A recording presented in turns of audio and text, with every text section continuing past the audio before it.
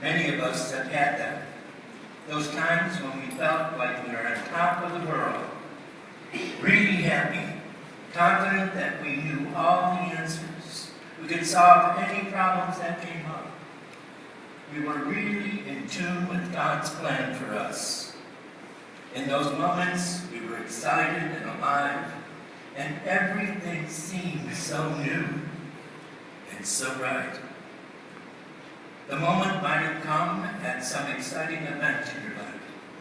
Graduation, your first kiss, your first day on your first job, your wedding, the birth of a child. It might have been something really spiritual, like a weekend retreat, or it might have been a very intimate conversation with your father or mother, when you felt that they honestly understood what you were asking and saying and feeling. We call these moments mountaintop experiences. Oh, how we hate to come down off that mountain. We want to hang on to that moment as long as we can. Today, we hear Matthew give his version of the event which we call the Transfiguration of Jesus. It's one of those rare moments we were just talking about, one of those mountaintop experiences of life when we're asking ourselves, did this really happen?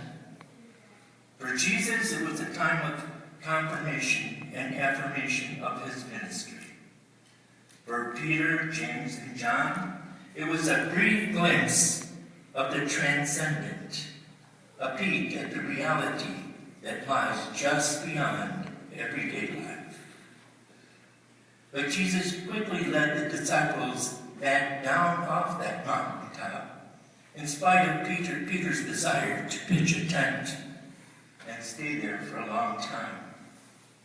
Jesus led them back off the mountain into the daily routine of caring for the broken and hurting people of the world that they lived in, back in the reality of life.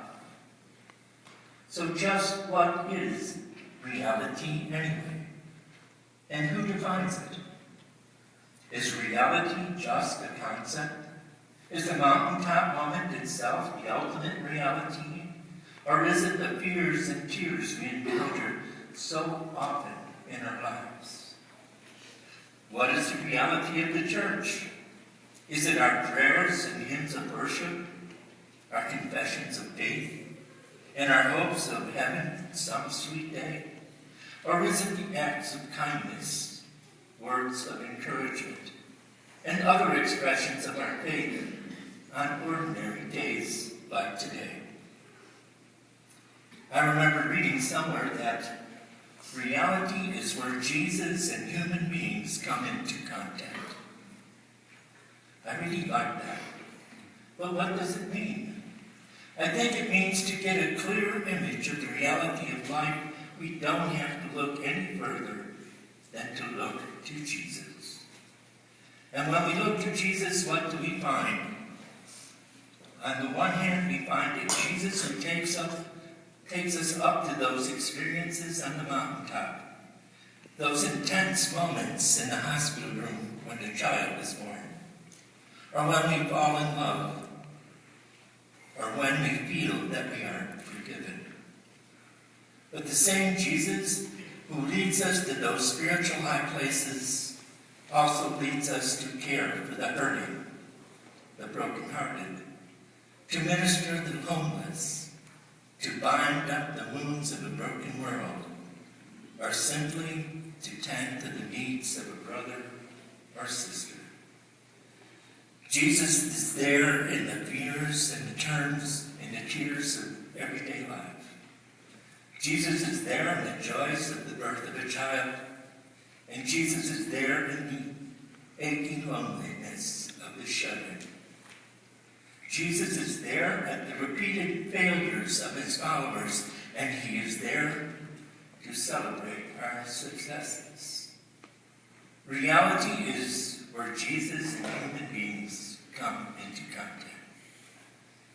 we discover that Jesus not only encountered human beings both in extraordinary and in the routine, but he repeatedly led them where they had not expected and often didn't want to go. Behold, I make all things new, says Jesus, and suddenly the age-old prejudices against race and nation no longer make any sense, as if they ever did. Behold, I make all things new, says Jesus, and suddenly all our wonderful plans to earn our way into the kingdom of heaven are swept away with the promise of grace, the power of the cross, and the offer of salvation as a free gift. And suddenly we're supposed to serve the people we want to lead, pray for those who hate us, and forgive, and forgive, and forgive. People we've never seen, living in countries whose names we can hardly spell, much less pronounce, are declared to be our brothers and sisters in Christ. That's reality. Jesus says, love one another as I have loved you. You know, there's a wonderful children's classic entitled The Velveteen Rabbit. The book is a mixture of fable and insight, as many children's classics are. The chief character is a small stuffed rabbit who comes into a little boy's life at Christmas, and not long afterward finds himself cast aside and forgotten. The other primary character is the skin horse who has been around the nursery for a long, long time.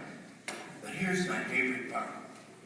The poor little rabbit was made to feel very insignificant and commonplace, and the only person who was kind enough to him was a skin horse.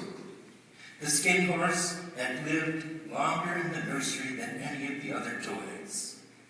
He was so old that his brown coat was bald in patches and showed the seams underneath, and most of his hair and his tail had been pulled out. What is real? Asked the rabbit one day, when they were lying side by side in the nursery. Does it mean having things that buzz inside of you with a stick-on handle? Real is not how you're made, said the skin horse. It's a thing that happens to you. When a child loves you for a long time, not just to play with, but really, really loves you, then you become real. Does it hurt? Asked the rabbit. Sometimes, said the skin horse, for he was always truthful. When you are real, you don't mind being hurt. Does it happen all at once, like being wound up? Asked the rabbit. Or does it happen bit by bit? It doesn't happen all at once, replied the skin horse. You become. It takes a long time. That's why it doesn't often happen to people who break easily or have sharp edges or have to be carefully kept. Generally, by the time you are real, most of your hair has been lopped off and your eyes just don't work so well anymore, and you get loose in the joints and very shabby. But these things don't matter at all, because once you're real, you can't be ugly, except to people who don't understand. Once you are real, you cannot become unreal again. It lasts for always. You and I are truly loved.